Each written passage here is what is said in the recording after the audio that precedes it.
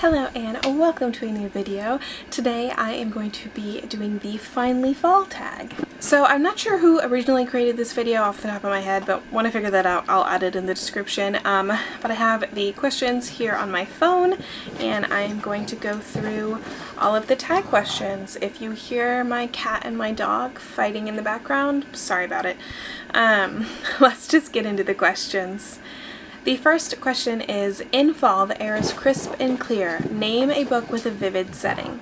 So the book I chose is Stalking Jack the Ripper by Carrie Maniscalco. Is it a video by me without mentioning Carrie Maniscalco? I'm not sure it is. So this is one of the most atmospheric books that I've probably ever read. It just has a quality to it that is just, it feels like fall. And it's so well written. I love the characters, I love the mystery, and I think a big part of why I like those two things so much in this book is the setting. It takes place in the late 1800s in London, and you see it from the perspective of Audrey Rose for the most part as she pursues becoming an undertaker, a mortician, that kind of thing, and like autopsies on bodies, but it's not very approved in late 1800 society for a woman to do such a job, or to do any job at all really, but she's fascinated by the sciences and wants to learn, and her uncle has the same job that she wants, and so she is an apprentice under him learning. All the while, there have been an increase in murders in London, the famous Jack the Ripper case with a twist. So if you like kind of a darker story with mystery, one of my favorite romances of all time in this series, you will just love this book. And the first one in particular, which the other ones have pictures as well, but the first one has pictures occasionally throughout the book that are part of what make it so atmospheric. So here's a picture of a square that they mention in London. This picture is from 1925, but they have stuff like this throughout the book. I also have something from a book box. There's a picture in particular that I like. This is a cool one, a cemetery from the area. And it just adds to the atmosphere. It's so magical. And I think, I feel like this would make such a good like HBO series. This, if you don't like pictures of dead people, don't look at this. Well, this, I don't know if this patient is alive or dead, frankly, but this is a picture of TB leprosy in the 19th century. Like, they've got really like creepy pictures in here. Not that, you know, having TB leprosy is creepy, but having there's a picture in here somewhere, I don't know where, I thought it was towards the beginning, but my favorite picture that is in here is there is a table. Oh, here's a picture of an autopsy. Isn't that cool? I'm sorry if you don't think any of that's cool, but there's a picture somewhere, it might be in one of the other books, about a table of like the tools they would use in an autopsy at this time, and it's just all completely fascinating. I love this book. Read it. On to the next question. Number 2. Nature is beautiful, but also dying. Name a book that is beautifully written, but also deals with a heavy topic like loss or grief. I am going to mention I'm Glad My Mom Died by Jeanette McCurdy. It is a memoir that I recently read and really, really admired. It was an incredibly written book, but it handles a lot of serious topics. She talks about her abuse in childhood from her mother. She talks about her mother's cancer. She talks about her eating disorders, her sexual abuse, her emotional abuse, financial abuse. She talks about the grief of losing her mother being contrasted with like this relief that her mother is no longer there to control her life. It is an incredibly written story, memoir, and I could not recommend it more. So I definitely think it handles grief and loss in such an interesting way that I've never encountered before. So going with that one.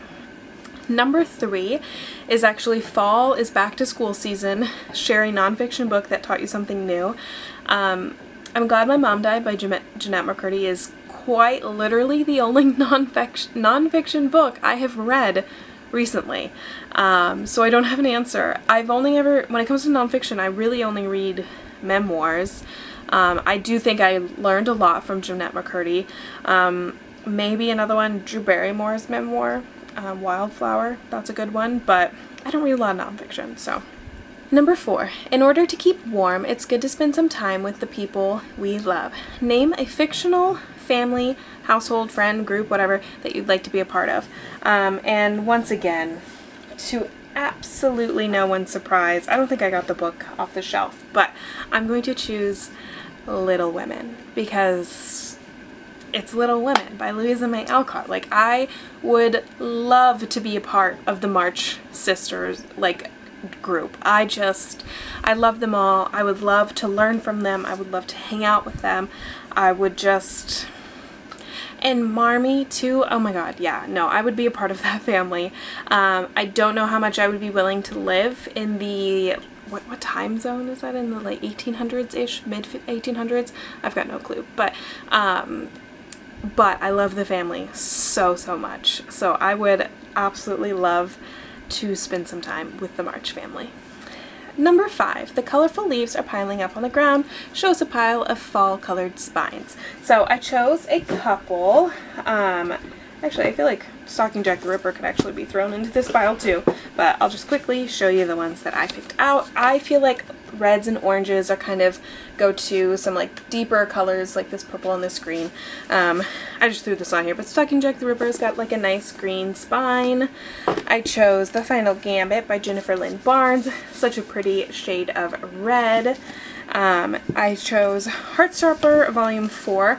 The front cover I feel like has very much more springish colors, but the spine is yellow, so I thought it worked. And then one of my favorite books of all time, I love this series, The Case for Jamie by Brittany Cavallaro.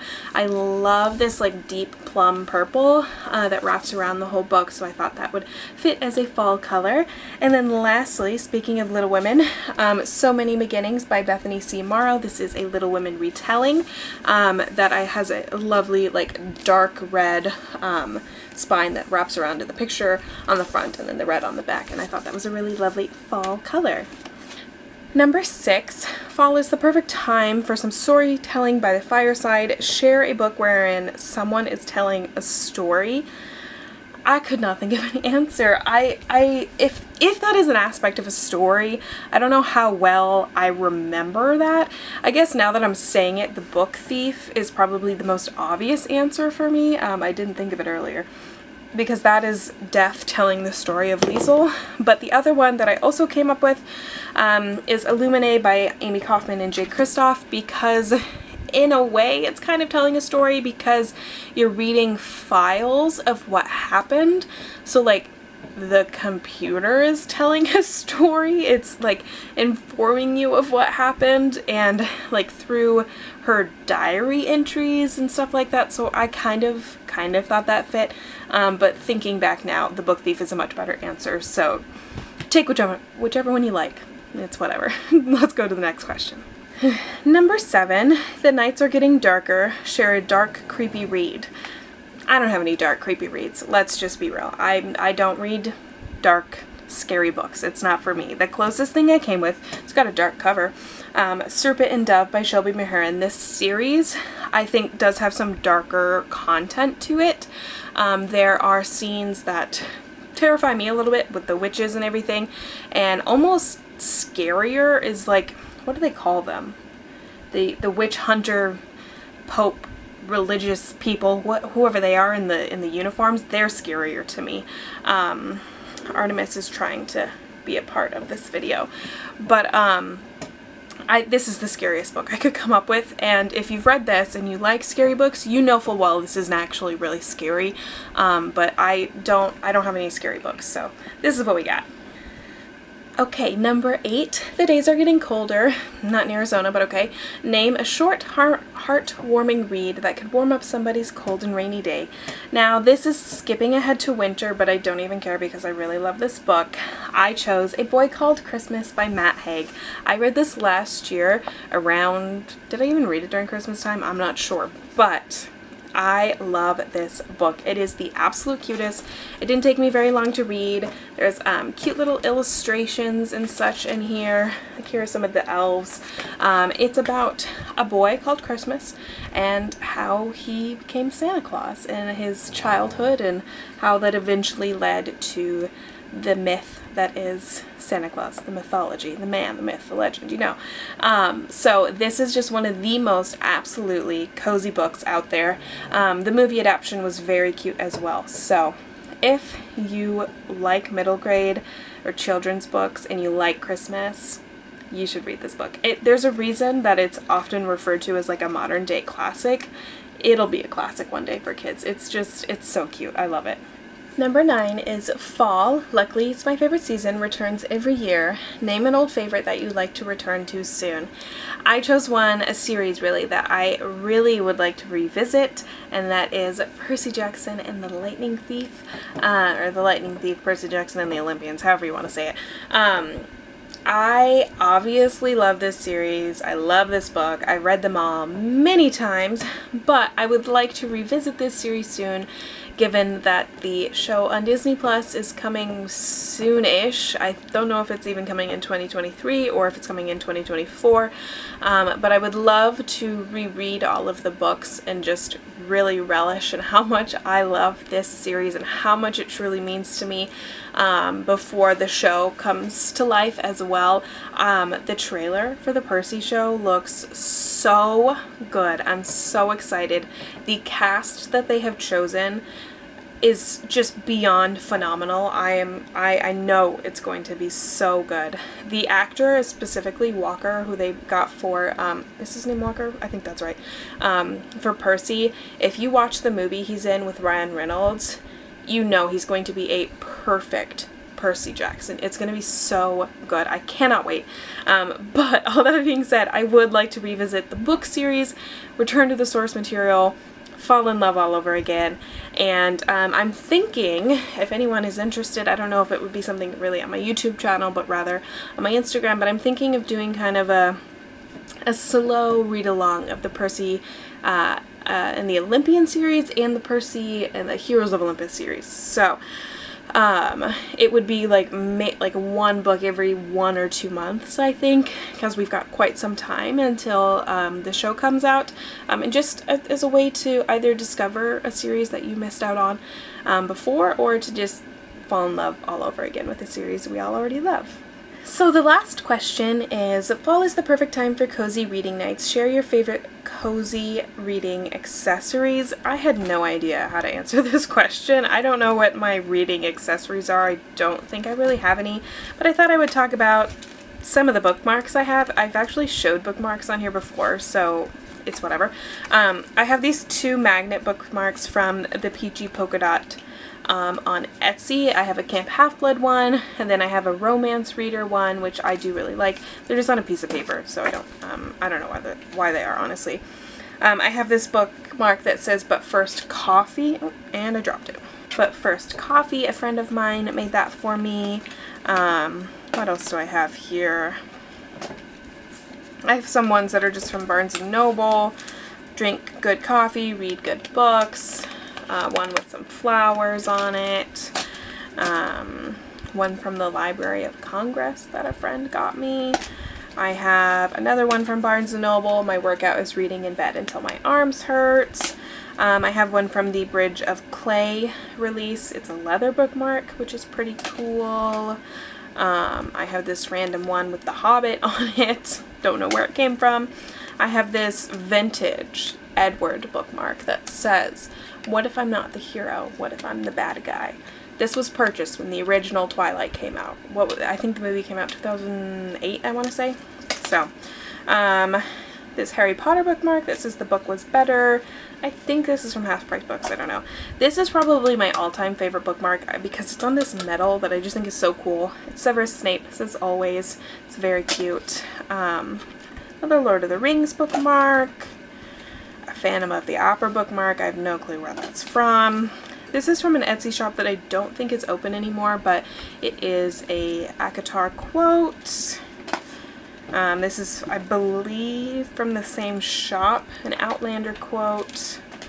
think that's basically it. Yeah. Oh, here's one from, I don't remember what his name is. He's on Etsy. His first name is Adam, I think. He makes bookmarks. This says, "I read so I don't have to talk to you." I've got a couple of other ones of his. So those are some of my bookmarks. I guess candles could be accessories. I've got a couple candles right here. I've got a candle. This is the Pumpkin Latte by Cozy Candle Studio. My god, I got the lid stuck on there. It smells like pumpkin and coffee. It smells so good. Perfect for fall. I have a code for Cozy Candles if you're ever interested. It is SPIRYT, SPIRYT, 15 for 15% off. But I am genuinely a very, very big fan of their company. So if you ever feel like trying out some of their candles, I do highly, highly recommend them. But yeah, I haven't burned this one yet. I have a thing with candles. A lot of the times I'll just wait and wait to burn them, like I'm saving them. But maybe I will burn this tonight out in the living room because it smells so fall and fun. And will I be reading? I don't know about that. I'll probably be watching Call the Midwife, but it is what it is. So that is my finally fall tag. I hope you enjoyed. I upload booktube content every Sunday, so I hope you come back and check it out. Like, share, subscribe, all that fun stuff, and I will talk to you guys next time. Bye!